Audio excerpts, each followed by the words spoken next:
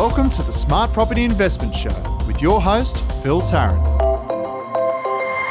Good everyone, how you going? Welcome to the podcast. Thanks for joining us as we navigate this topsy-crazy world that is property. And I think it's a little bit more reasonable at the moment. By reasonable I mean is that there's a lot more certainty in the marketplace, and we've been chatting about it quite a lot on the Smart Property Investment Show subsequent to the election, which is now a couple of months ago. One of the key, I guess, sort of shifts in the market post-election is a little bit more confidence, number one. Number two, I'm starting to see in my conversations with a lot of people that property markets, in particular in Sydney and Melbourne, are starting to shift into gear in the upwards direction rather than the downwards direction. Just some anecdotal numbers I'm hearing around auction results, pretty confident sort of bidding across Sydney and Melbourne on properties, particular type of properties. A lot of the numbers still need to wash through, so we don't yet know exactly what impact is happening or the speed of growth or the stabilisation in the market, but stuff is happening.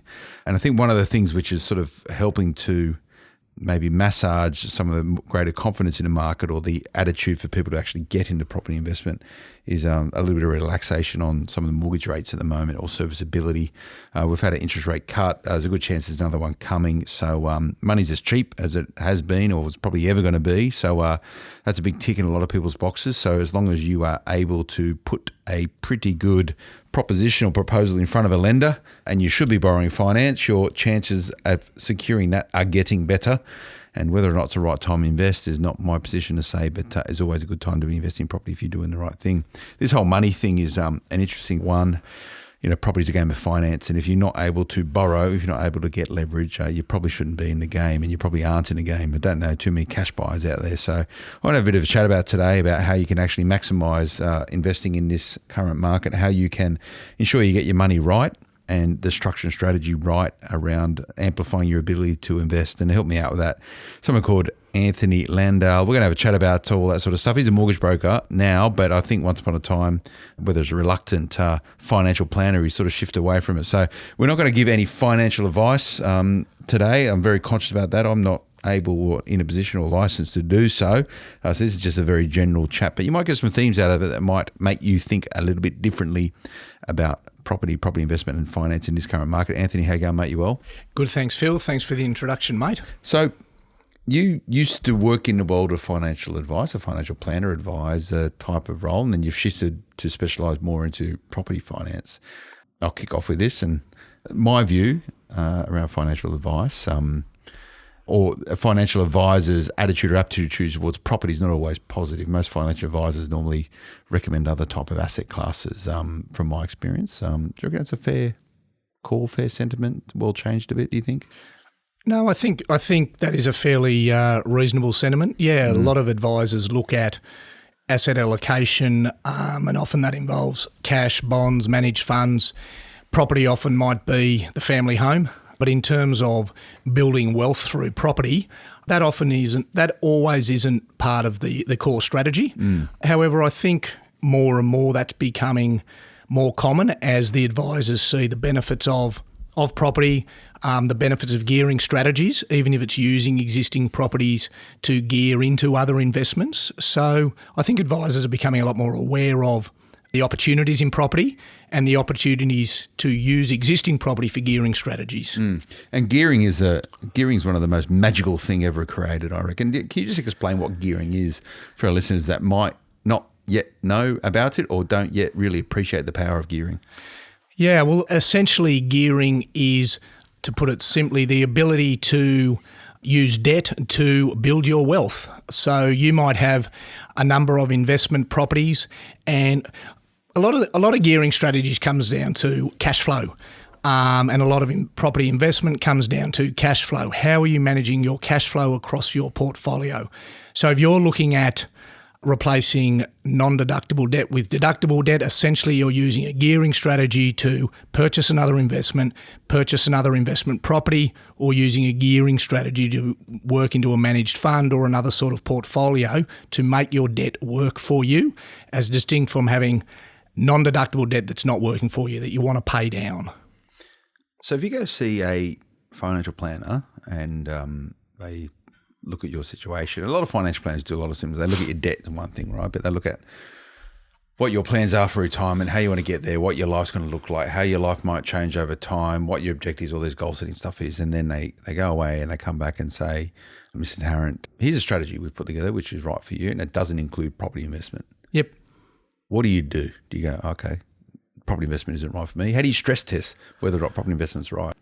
Because a lot of people I hear just, they go down this path of financial advice and they never get presented. That is correct. A lot of advisors don't have property in their portfolios for their clients, and a lot of clients, the advisor-client relationship can be a very close relationship, and a lot of clients will just run with what their advice is and trust their advisor that and will you should trust your advisor if you're paying for the right advice. Achieve their long-term goals, and if they can see that advice will achieve their goals and it's delivering on that, then arguably that's the right advice for the client. I guess it's about understanding a client's risk appetite, understanding a client's existing asset allocation, and a client might have a preference for property, a client might have a preference for managed funds, a client might have a certain risk aversion or a certain risk appetite that either drives them to property or drives them away from property. But I think property more and more is becoming part of the core asset allocation, and there's other ways people can access property as well. It doesn't have to always be through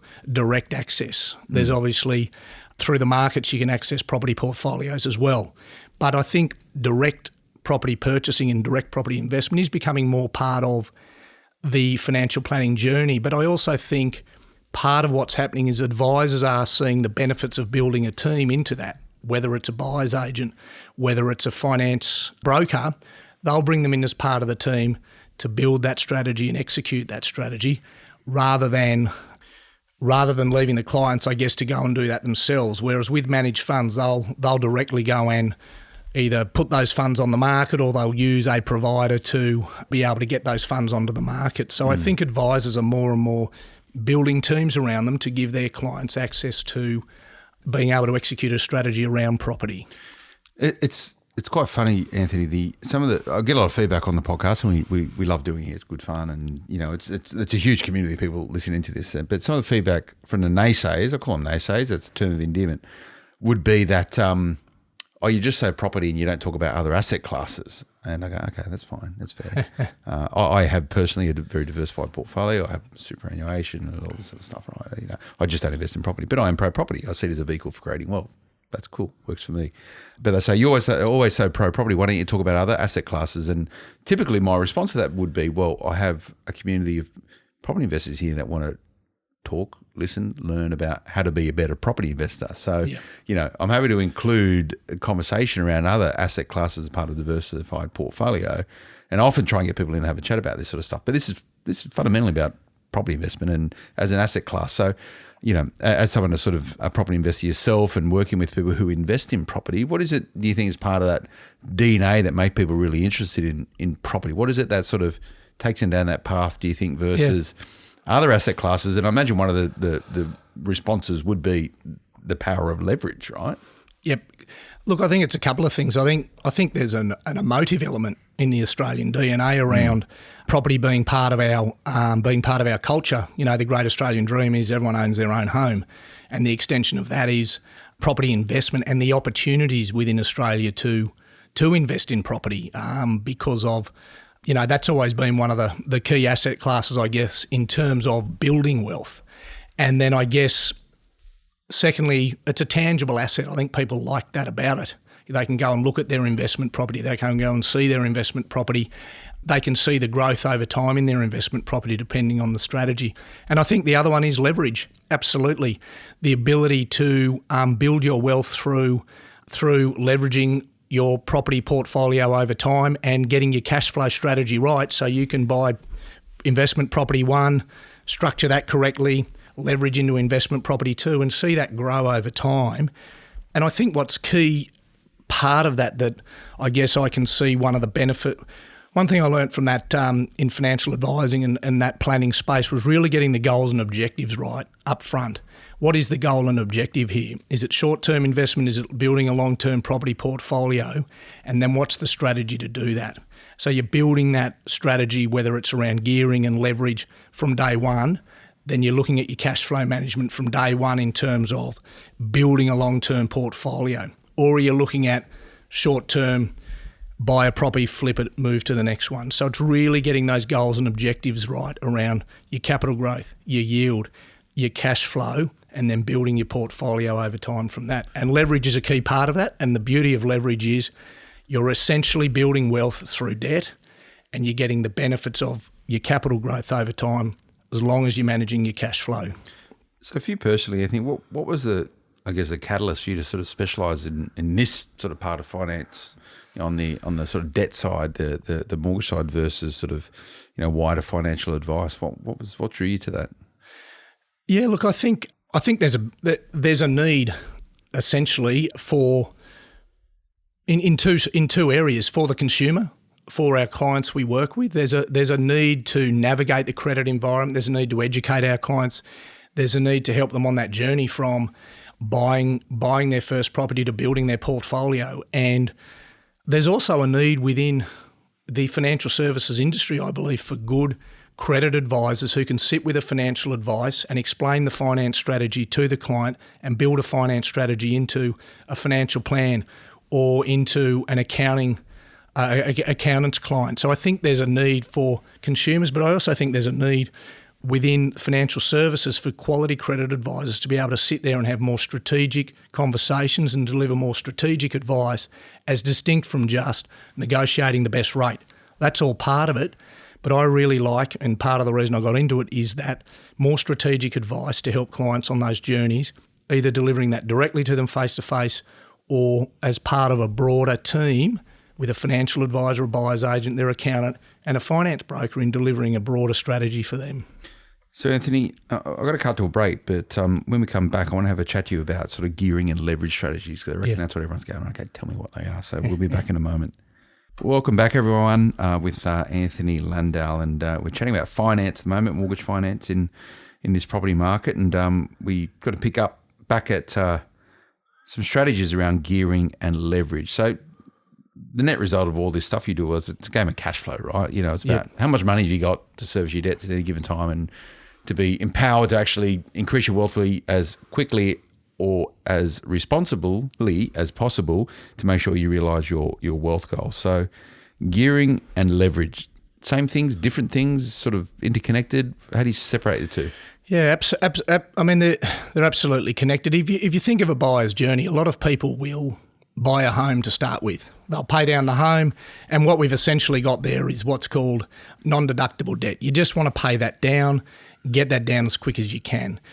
But an example of a gearing strategy or leverage is you can then draw back up on that debt essentially and use that debt for an investment property for a deductible purpose. So that debt you've drawn on then becomes deductible for the property. So you're building what's called a gearing strategy. Now, people who have heard of negative gearing and positive gearing. Essentially, gearing is looking at the income versus the expense of running the property. And you might have a positive gearing strategy, which means the income you're generating is more than the expense of running the property, which would include the rent and all the other expenses in running it. Or very common, you'll hear about a negative gearing strategy, where you're essentially got your expenses of running the property, including the interest payable, is more than the income, and you get the benefits of the deductibility there.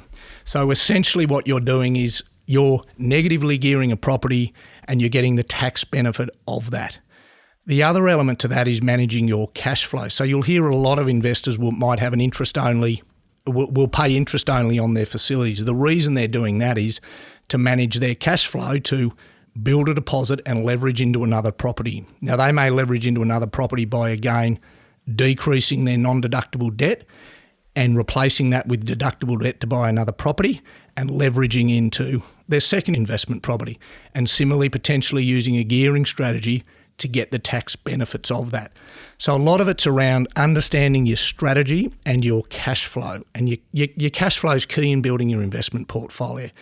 What's not only the cost of buying the property, but what's the cost of holding the property, and how big do you want your portfolio to get so that you're in a position over time to have the cash flow to invest in that next property. Now, from a gearing perspective as well, you can have properties leveraged at 100% of the purchase price. What that means is you've essentially borrowed over 100% of the cost of the property. You might draw up on non-deductible debt and borrow the rest of the funds against the property you're purchasing, again, to maximise your gearing strategies. So there's a lot of different ways you can build a gearing strategy and get the benefits of that. And again, it depends on your individual strategy and I guess the portfolio you're trying to build over time. So what's too risky when it comes to gearing? 'Cause everyone's got a different risk appetite. They have. As a preface. So, 100% gearing I'd probably recommend, probably not a great idea. No, I agree with that. That's more a concept, right? Yeah, Depending on your overall balance sheet as an individual. So if you've got a, I'll give you an example of that may not be responsible. It may not be irresponsible. You might have a $3 million property with no debt on it. You might draw $200,000 of that as a deposit for a $500,000 investment property and draw another $300,000 to borrow that investment property. So essentially you've got a 100% geared property there with an asset over here of $3 million, I guess. But you're right, it's horses for courses. What's too risky? Again, That's a really interesting concept that you just outlined there, because I don't think a lot of people actually understand that. If you've got a fully paid principal place of residence and you refinance that to extract some equity to put into an investment property, you're paying the interest on the mortgage that sits within the principal place of residence, and then you're paying the mortgage on the other side on the investment property. So it is 100%. It is 100% geared. it is. I don't think a lot of people understand that sometimes. And essentially what you've done with your home is you've paid your home down and you're essentially, you've drawn down on the non-deductible debt and you're replacing that with deductible debt. Yeah. Now that can be geared into an investment property.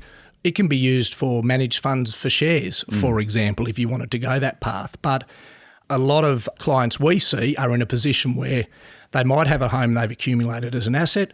They draw that back up as deductible investment funds to work towards an investment property and start building their portfolio. But that's okay, because if you're buying well, and going to the point around sort of financial advice and getting property related people, if you're buying well, the idea is that yes, you are, that there is a cost to hold that property. There's a little bit on the mortgage on your principal place of residence and also the investment mortgage. But if the thing's going up in value at a greater speed than the cost of the cost to hold it, that's what this is all about. That's the name of the game. That's right. And that's back to your question before, what's too risky? Well, that's hard to generalise because it is depends on everyone's risk appetite. But you really want to understand your cash flow and your holding costs of running your property portfolio, because over time, as we all know, property generally, sure, you're going to have your ups and downs, but over time, if you look over history, property as an asset class will grow. You're going to get capital growth if you're in a position to be able to hold that property in that portfolio over time. That comes down to managing your cash flow and understanding your costs of holding your property portfolio and your ability to do that. That's not just interest repayments. That's the ongoing expenses of running the property portfolio, having a property untenanted for a period of time. So one of the key things we look at is what's the cash flow? What are the holding costs of running that property and running your portfolio, and what's your ability to meet them from a cash flow perspective? Now, you might have large holding costs, but if you're able to manage that, then that might be the right strategy for the client over time. So it very much, in terms of risk appetite, is horses for courses. I think a lot of people can get into trouble mainly around cash flow. They may have an interest-only facility as an investor that comes off and they aren't able to refinance it for some reason. Their circumstances have changed and they're put in a position where they're unable to meet principal and interest repayments. From their perspective as an investor, the exit strategies, they may have to sell that. Obviously, as an owner-occupier, that's a different topic for probably a different day. It is definitely a different topic. It's a big topic, but it comes down to your ability to, number one, ability to invest in property. That means you can get a mortgage, so you can have leverage. But number two, hold the property, because you don't make a lot of money flipping properties really quickly. Most of the time you go backwards if that's the case, because of the costs associated with transacting in property. So if you're not thinking about cash flow and your ability to service debt, to hold on. So your property can accumulate in value, you probably shouldn't be investing in property, or you really need some substantial help from a financial advisor or some other qualified person that operates and acts in your behaviour. And I don't really want to dwell on the type of advice that you can get, but if you're getting free advice and the person who's advising you is getting a fee from someone else, it might not be the right advice for you. What's your views on all that sort of stuff? Like, mortgage brokers get paid by the lender. It's pretty clear. It's a good thing. People who you must see it come across your book sometimes, people buying property, you just think, what are you doing? This is absolute madness. You don't get involved in recommendations around that sort of stuff. Would you say that's not a good idea? Oh, absolutely not. Look, my concern, I get a red flag mainly around where there's money changing hands or someone's getting a kickback for making a recommendation. That to me is a conflict. From a property investor's perspective, there's professionals out there who will give you unbiased advice for a fee that's not related to the property they're selling or not related to a particular product. It's just related to understanding your strategy and finding the right property to match that. Now, that property might be a unit, a house, it might be on a development, but I'm always wary of someone who just is selling a particular development in a particular suburb, as distinct from someone who's understanding someone's goals and objectives, their risk appetite, what they're trying to achieve, and building a portfolio around that for a fee, which that's the value they provide, is finding the right property for the client based on their investment goals. I want to chat to you, Anthony, about how he gets financed in this market we're in right now. And as I mentioned beforehand, it's starting to change a little bit, but beforehand, just cut to a quick break. Welcome back, everyone. I'm here with Anthony Landhal. We're chatting about finance, and in particular, I want to sort of drill down into, I guess I could probably use the term as sort of a credit environment which is getting more favourable for investors than what it has been. Is that a fair call? What are you seeing at the moment, Anthony? Is it banks starting to go a bit softer on us poor struggling investors, or is this just as hard as ever to get money? Look, the environment has changed. We've seen over the last, from an investor perspective, the restrictions around interest-only borrowing have come off to a certain extent. There's a much bigger appetite from the providers from an interest-only perspective. But I think as well we're looking at a change in the assessment rates, which essentially what that means is you are able to borrow more money. The flip side to that is we are seeing a lot more scrutiny and forensics around living expenses and that sort of stuff. So my view on the credit environment is that it's taking time to navigate. You need to be prepared around your income, your expenses, your assets and liabilities to put together a good application, but a good, strong application that makes sense, that is supported and verified by the client's documentation, is getting approved by credit. Providers essentially want to lend to good applicants, and we're getting a lot of approvals through for investors at the moment. We're getting more investors coming through the door because I think they're starting to see a little bit more stock come on the market that people may have been holding off recently. And also I think investors are a bit more confident about getting out there and buying again because there's more certainty in the market about negative gearing, CGT, all that uncertainty, and that mist has cleared now. So yeah, we're seeing more activity, but from a finance perspective, there's definitely more scrutiny. There's more challenges in getting finance, but as I said, a good, strong finance application is always going to go through, and a lot of it comes down to how you package it up and position it and support the application you put through. And that's what a good broker should be doing for you. A broker's worth its weight in gold, particularly in this sort of environment. How much do you think your view or your relationship or experience with investors recently has been around getting the sharpest rate versus getting finance quickly without a lot of headaches? Is it more of the latter than the former? To a certain extent, a lot of what we've been navigating recently is around credit policy. Who's the right provider for this client based on a particular set of circumstances, whether they're self-employed, whether they're buying through a property trust, whether they're building a portfolio, and you've got to look at cash flow and servicing. So a lot of it's around understanding that part of it and who the right provider is, as much as being driven purely by what's the best interest rate for this client. Nice one. Well, Anthony, thanks for coming in, mate, and have a chat to us. Some concepts there that if you're new to property investing, you probably want to get educated up on pretty quickly. You can do that. Go to smartpropertyinvestment.com. Lots of information around it, but the words that you need to be searching for is about leverage, is about gearing, is about debt recycling, all this sort of stuff. Get familiar with it, because if you're new to this, you might not comprehend exactly how it all works, and there's some plenty of good brokers around that will help you sort of come across or get educated up on that. And any parting words, Anthony? What's the best property investors doing right now that you've seen in this current market?